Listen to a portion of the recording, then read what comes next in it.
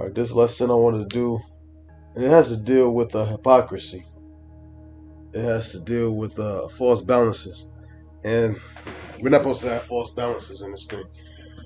We're supposed to be well-rounded.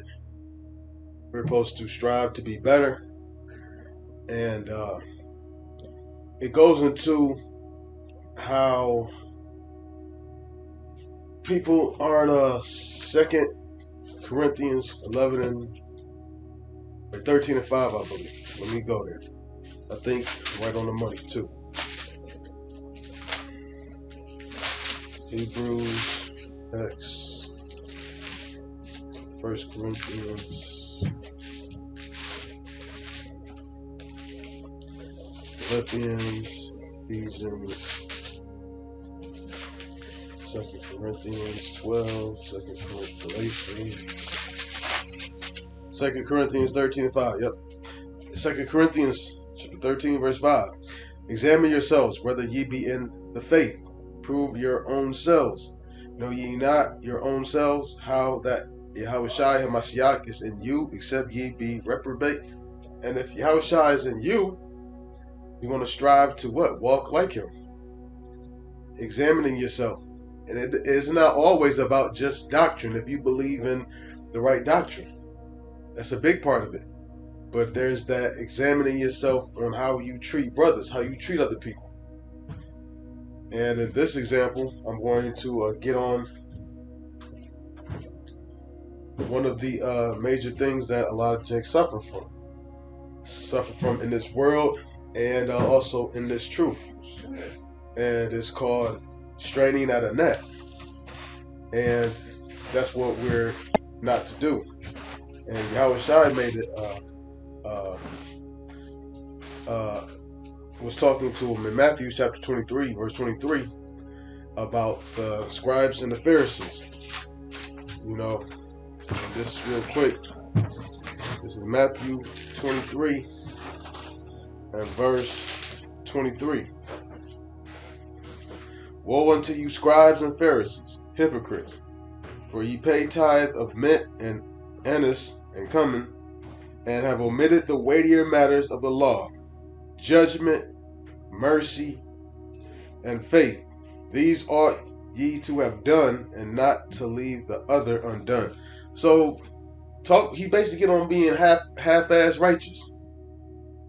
Okay, yeah, you doing this, you doing that, but where's your judgment? Where's your mercy at? That's the weightier matters. That's the more important things.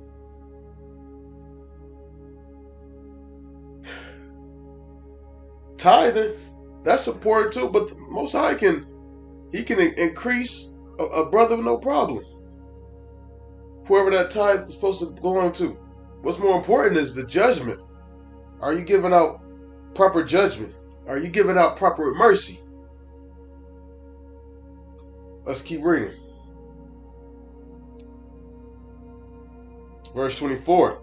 Ye blind guides, which strain at a gnat and swallow a camel. Now that's what I want to get into. That's the title of this lesson, is strain at a gnat and swallow a camel. Now,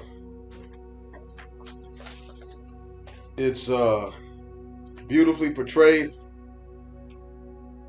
A gnat is what's small. It's very small. In fact, gnat is so small that in certain instances, if it's just one gnat, you actually gotta really try very hard to notice that gnat. Oh, there's a gnat right there. But then a camel, you're not gonna miss a camel. But it's going into people who take the smallest little imperfections and make that their focal point of attack. Meanwhile, you missing the elephant in the room, so to speak, or the camel in the room. This is Leviticus 11 and verse 20.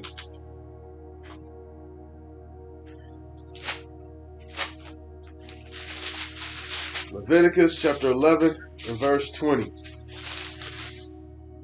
It says, even these of them, let me start at verse 20. Let's talk about unclean and clean things that you can eat. Leviticus 11 and 20. All fowls that creep, going up on all four, shall be an abomination unto you. So, let's talk about bugs and insects. Can't eat them.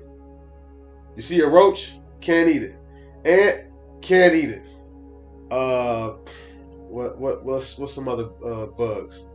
A centipede got even more legs, than just four. Can't eat it.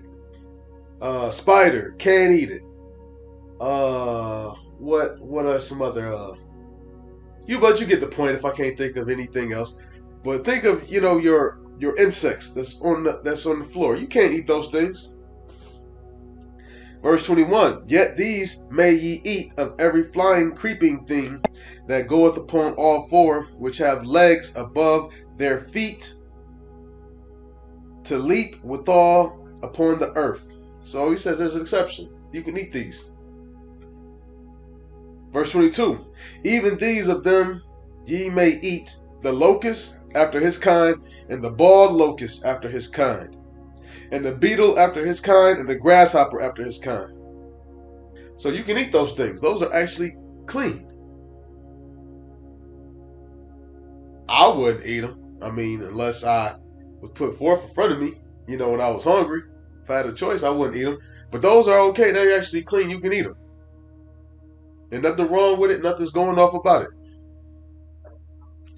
Verse 23, but all other flying creeping things which have 4 feet shall be an abomination unto you.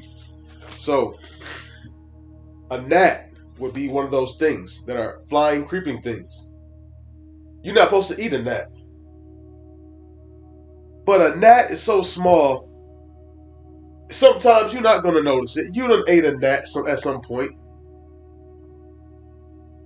So, here it is. You're not supposed to eat a gnat, and you go to extreme measures. You look in your soup, you making sure, okay, there's no gnat in here. I gotta get this gnat out of here. I gotta strain it out. If you got some, let's say your soup, you put your soup through let's say a shirt, so the soup can go through the shirt and then into a bowl. So now all the gnat will stay in the shirt, so you should be able to successfully strain the gnat out. So you got the gnat out. You go into these extreme measures to make sure the gnat is out, because it's unclean. You're not supposed to eat it. Okay, fine. All right. Meanwhile, a whole camel, which is unclean unto you as well, you will eat that and gulp it down. It's like, brother, you got some seriously priorities that you gotta to readjust and fix. The big things and big issues that you have, you just ignore them like it's nothing. But the stuff you really need to work on, you just ignore it. But the tiny little stuff is pointing out to somebody else. Oh, you can pinpoint the smallest deficiency that somebody else has done. And you remember them to a T. But you got big things. Here it is. You commit adultery. But you keep the law. You got your fringes.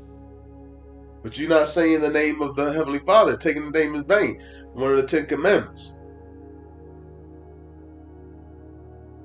Strain it at a gnat and swallow a camel. Here it is. You're saying, no mixed fabrics.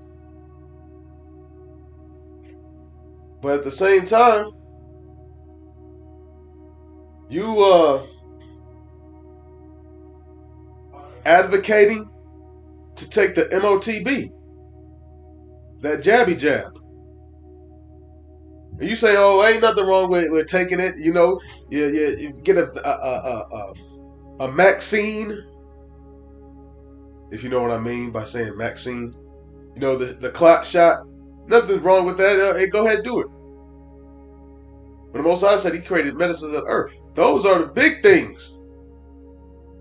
Straining at a gnat and swallowing a camel. You know, it's so easy to look at imperfections in somebody else. It's harder to look at that wretched man in the mirror. See, it's easy to look at that wretched man in somebody else. You know, we like to watch World Star Hip Hop. Oh, that guy's dumb. How could he do that? That's stupid. That's dumb. You know, we looking at all other people's mistakes. But as much as you look at other people's mistakes, it's not going to help you to get right with your own mistakes. It's by examining your own mistakes and addressing them and focusing on them and coming up with a game plan to correct them is how you fix and work out on yourself. If you just look in the mirror and just see just a perfect person, hey man, you know, oh I'm good, you know. I just need to, you know, study more. I just need to be around brothers more. I need to pray more. Hey, it's a lot more than just that. It's a lot more than just that. What about your hypocrisy? You cutting your hypocrisy off? Are you getting that leaven out of your house, out of your mind? And with that, I hope this listening could be edifying. We gotta, you know, that old man, we gotta constantly fight, put that man off. That nigga wanna show up every time. And on that note, I want to give all praise and glory unto Yahweh Bashem Yahushai, Bashem Kakudash. Double honors to the elders of GMS Well. Peace, salutations, and shalom.